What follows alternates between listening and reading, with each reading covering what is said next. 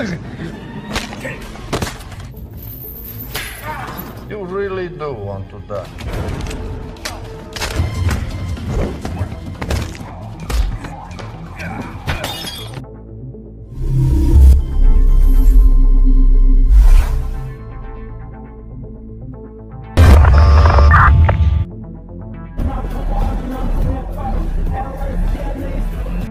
Film dibuka di sebuah klub malam. Di sana kita akan diperkenalkan dengan seorang pria bernama Samson. Ia adalah seorang tentara pasukan khusus yang sedang melakukan penyamaran untuk meringkus kelompok mafia yang menjalankan bisnis perdagangan manusia.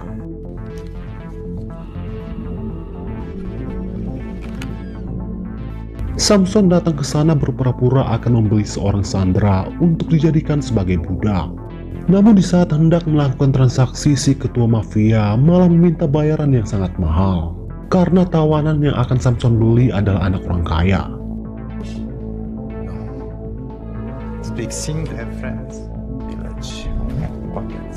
Akan tetapi Samson menolak membayar harga semahal itu, sehingga membuat kelompok mafia menjadi murka dan terjadilah baku hantam.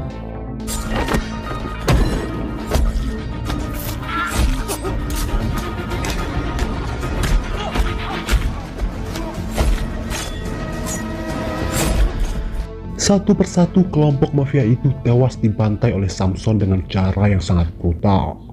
Setelah mereka semua tewas, Samson segera menemui tawanan, si anak kecil yang bernama Sasa. Ternyata Samson disewa oleh orang tua Sasa untuk menyelamatkannya, dikarenakan polisi yang tidak becus mencari anaknya itu. Sebelum pergi dari sana, Samson terlebih dahulu meledakkan tempat tersebut dengan bom yang sebelumnya sudah ia pasang.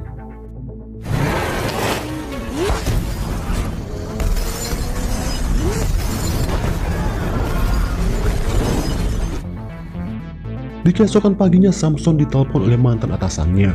Ia diminta untuk datang ke lokasi kejadian. Sesampainya di sana, ia langsung dimarahi oleh sang mantan atasannya itu, yang diketahui bernama Piko. Piko sangat murka karena ulah Samson yang meledakkan tempat tersebut tanpa berkoordinasi dulu dengan pihak berwajib, sehingga menewaskan 3 orang tawanan. They hide the underage of the kids in the crawling inferno.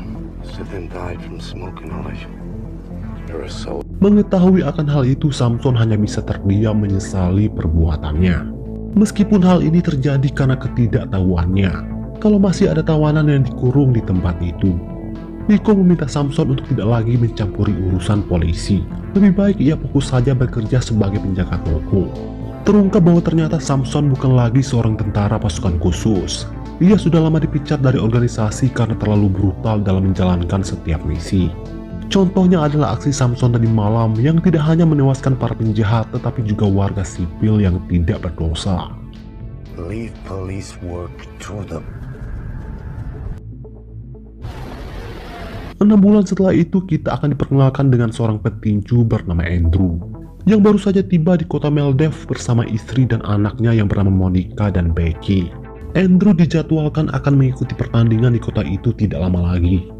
Di tengah itu terlihat seorang wanita bernama Amalia tengah memantau putri Andrew sembari memotretnya.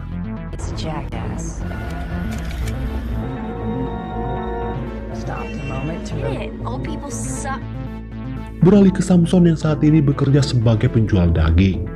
Sampai saat ini Samson masih belum bisa melupakan kejadian pada misi 6 bulan lalu yang menewaskan 3 orang sandera secara mengenaskan.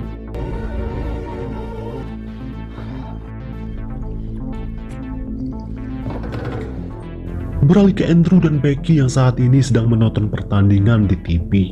Di sela itu, Becky meminta izin kepada sang ayah untuk bersantai di balkon guna mendapatkan sinyal yang lebih baik. Ternyata di balkon sudah ada Amalia yang sedang memotret pemandangan. Mereka berdua lantas berkenalan dan mengobrol.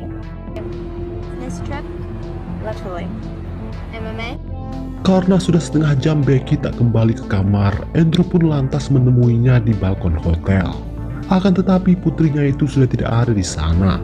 Lalu Andrew kembali lagi ke kamar dan menemukan tulisan dari Becky yang mengatakan kalau ia sedang keluar sebentar untuk membeli minuman.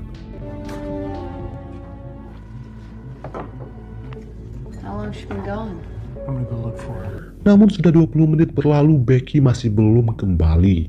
Di sini Andrew pun mulai panik. Apalagi setelah mencari kesana kemari, putrinya itu masih belum juga ketemu.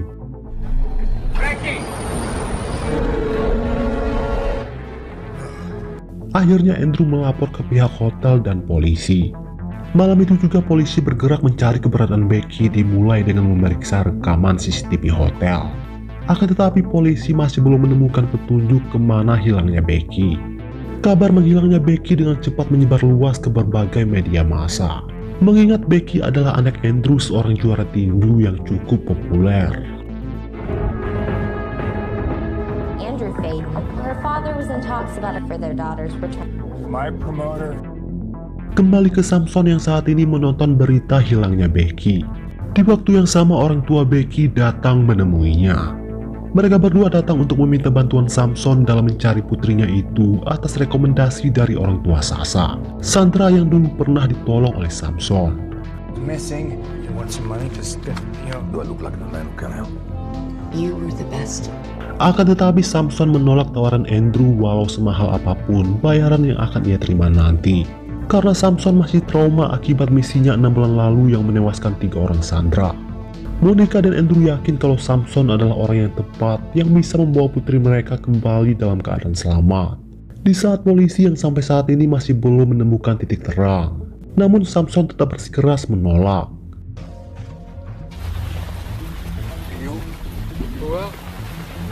Saat akan meninggalkan toko, Samson dihampiri oleh seorang petugas dari kedutaan Amerika.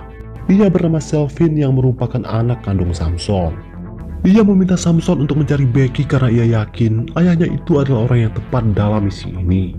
Mengingat selama ini Samson selalu 5 langkah lebih cepat dari polisi yang lamban dalam menangani kasus penculikan di Rusia.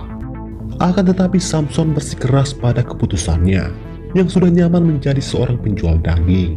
Plus, you need this. I can't. Well, if you don't help people anymore, then Di balik itu ternyata Andrew tak tinggal diam. Setiap malam ia mendatangi setiap tempat hiburan untuk mencari putrinya itu. Sampai akhirnya ia bertemu dengan seorang gelandangan yang mengatakan terkait sebuah klub malam yang mempekerjakan gadis di bawah umur. Saat itu juga ia mendatangi klub malam yang dimaksud.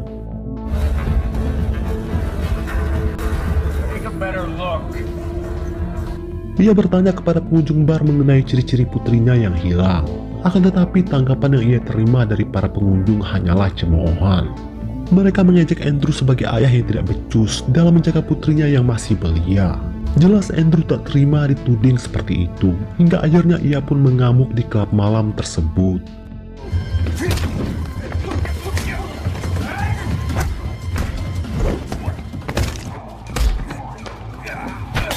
Tapi karena kalah jumlah, Andrew pun malah berakhir babak belur dikeroyok. Di tengah itu muncullah seorang pria bertopeng membantunya.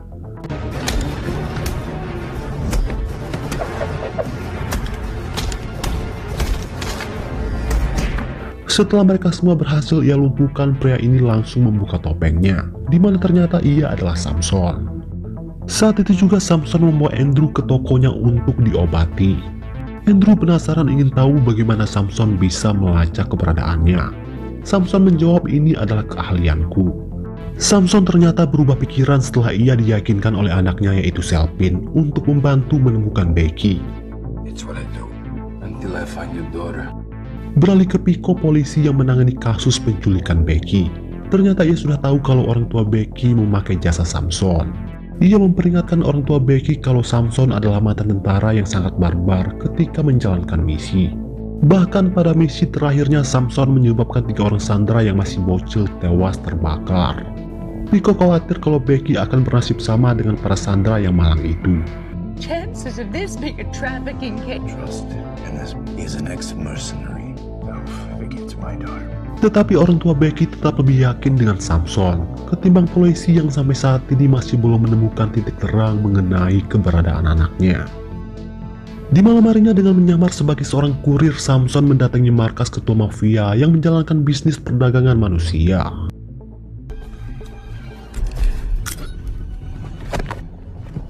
Setelah berhasil membius penjaga pagar dengan pena beracun, Samson langsung mengelabui para penjaga yang lain dengan sebuah mobil kosong.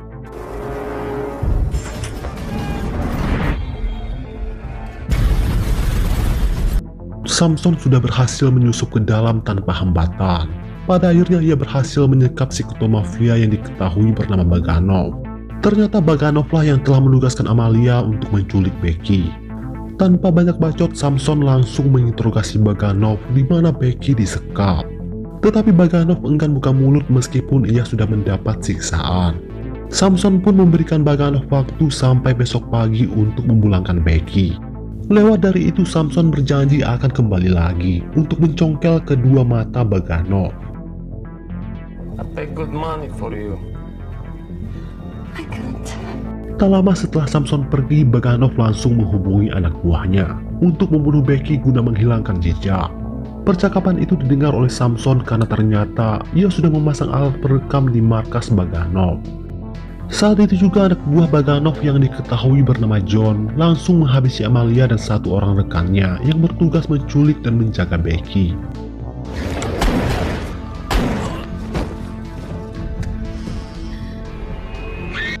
Tetapi tidak diperlihatkan apakah John juga membunuh Becky sesuai perintah Baganov. Di keesokan harinya, Samson mendatangi lokasi penembakan tersebut.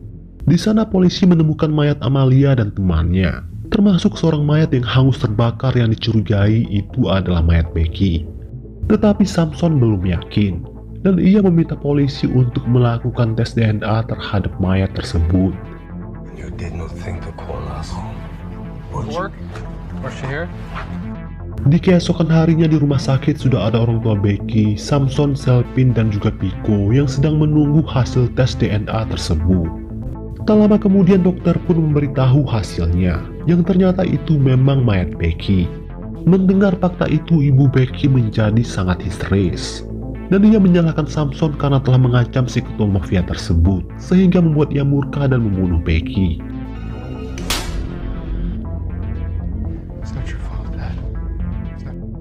Samson menjadi semakin frustasi karena lagi-lagi tindakannya itu menyebabkan seorang sandera tak berdosa tewas.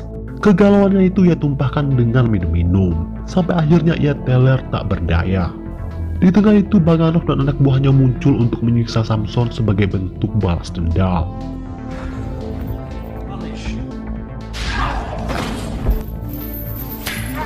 Di tengah siksaan, Samson teringat akan mayat Becky. Dan tak bagaimana hal itu memberinya tenaga lebih untuk melakukan perlawanan. Di waktu yang sama anaknya muncul membantu.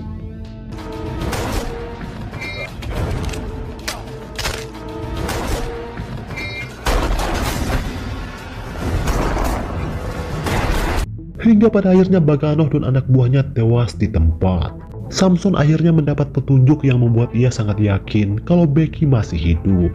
Hal itu terbukti dari foto mayat Becky yang memakai gelang di tangan kirinya. Padahal semua foto Becky sebelum ini menunjukkan kalau ia selalu memakai gelang di tangan kanannya. Saat itu juga Samson dan putrinya bergegas menuju bandara untuk memberitahu kedua orang tua Becky yang berniat akan pulang ke negaranya. Sampai akhirnya mereka bertemu. Di sini Samson langsung menjelaskan kecurigaannya bahwa Becky masih hidup dan penculikan ini sudah direncanakan dengan sangat rapi. Mulai dari tes DNA hingga mayat terbakar yang mirip dengan Becky. Hal ini mereka lakukan agar polisi menutup kasus penculikan ini. Girls are nothing to them. Why would they fake her death? Malam itu juga Samson berhasil menculik si dokter yang mengeluarkan kenyataan kalau mayat terbakar itu adalah mayat Becky. Setelah diinterogasi sembari disiksa, akhirnya si dokter mengaku kalau ia sudah dibayar oleh seorang pria untuk membuat kenyataan palsu mengenai tes DNA tersebut. Diketahui orang yang menyuruhnya bernama Stelum, di mana ternyata ia adalah seorang menteri pertahanan Rusia yang menjalankan bisnis perdagangan manusia.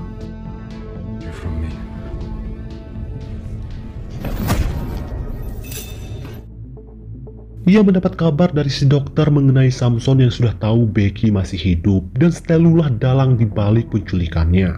Tetapi Stelu menanggapi kabar buruk itu dengan santai. Ia menugaskan John tangan kanannya untuk membereskan kekacauan yang ditimbulkan oleh Samson.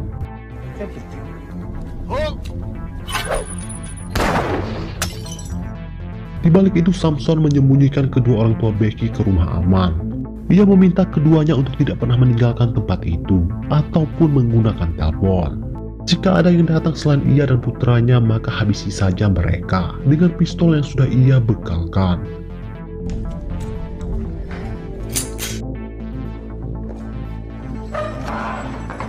Adegan beralih di sebuah penjara terbengkalai. Di sanalah Becky disekap. Kecurigaan Samson ternyata benar adanya. Becky masih hidup. Ketika si penjaga lengah, Becky langsung menelpon ayahnya menggunakan telepon si penjaga yang tertinggal. Becky meminta sang ayah untuk melacak keberadaannya lewat ponsel tersebut. Tess, you're a genius. Be fine, honey, okay? You're gonna be fine. Namun siapa sangka, ternyata ini hanyalah jebakan untuk memancing kedua orang tua Becky mendatangi tempat tersebut. Billion, maybe more. How could Beralih ke Samson dan putranya yang saat ini sedang mengambil perlengkapan senjata. Di tengah itu, Andrew menghubungi Samson memberitahu perihal keberadaan Becky yang disekap di sebuah penjara terbengkalai. Saat ini mereka berdua sedang dalam perjalanan menuju ke tempat itu dan Andrew meminta Samson untuk menyusulnya. time? Di keesokan paginya, Andrew dan Monica tiba di penjara tersebut yang ternyata dijaga dengan sangat ketat. Menyadari itu, Monica lantas berpura-pura sedang tersesat dan meminjam telepon kepada seorang penjaga pagar. Lalu dari belakang dengan sigap Andrew menyergap si penjaga tersebut.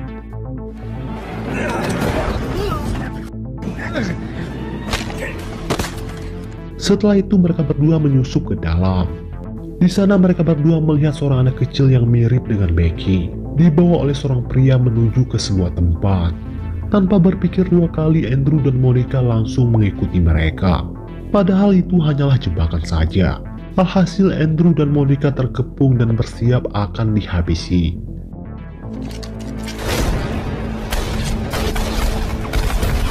Beruntung Samson datang tepat waktu menyelamatkan mereka berdua. Setelah itu mereka bertiga langsung masuk ke dalam. Ternyata gadis yang dibawa itu bukanlah Becky. Untungnya gadis ini tahu di mana Becky disekap. Sesampainya di lokasi tempat Becky disekap, Samson pun terlibat baku tembak dengan kelompok anak buah John.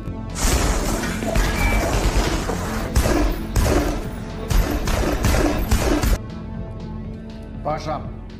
Mengetahui banyak anak buahnya yang tewas, John langsung mengerahkan pasukan tambahan untuk menghabisi Samson.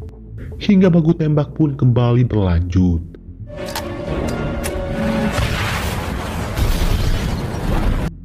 Namun tetap saja Samson masih belum bisa dilumpuhkan.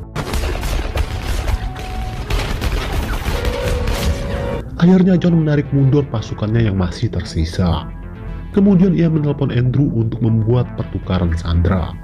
Jika Andrew menolak, John mengancam akan menghabisi Becky. Mau tidak mau, orang tua Becky terpaksa menuruti perintah John. We can't trust him. You trust me? Samson bertugas memantau pertukaran itu dari jauh, karena ia yakin pertukaran ini hanyalah jebakan. Dan benar saja, ketika pertukaran selesai dilakukan, John langsung menugaskan snipernya untuk menembak kedua orang tua Becky.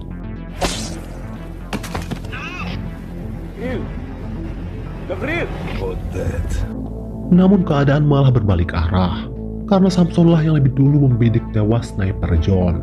Seperti biasa, pasukan polisi datang ketika semua penjahat sudah banyak yang mati.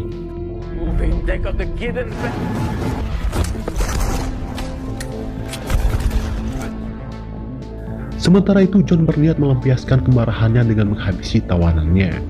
Namun Johnlah yang lebih dulu dihabisi oleh tawanan itu. Karena sebelumnya ia sudah dibekali pistol oleh Samson sebelum pertukaran terjadi. Setelah John dan semua pasukannya tewas, akhirnya semua sandera berhasil diamankan dan dipulangkan ke rumah masing-masing.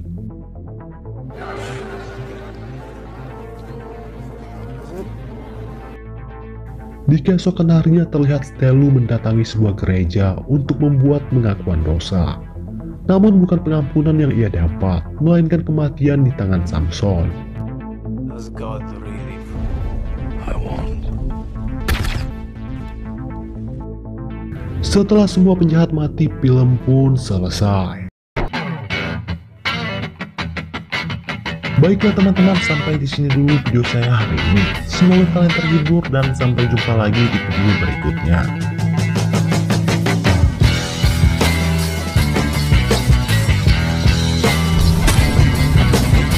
Thanks for the gold.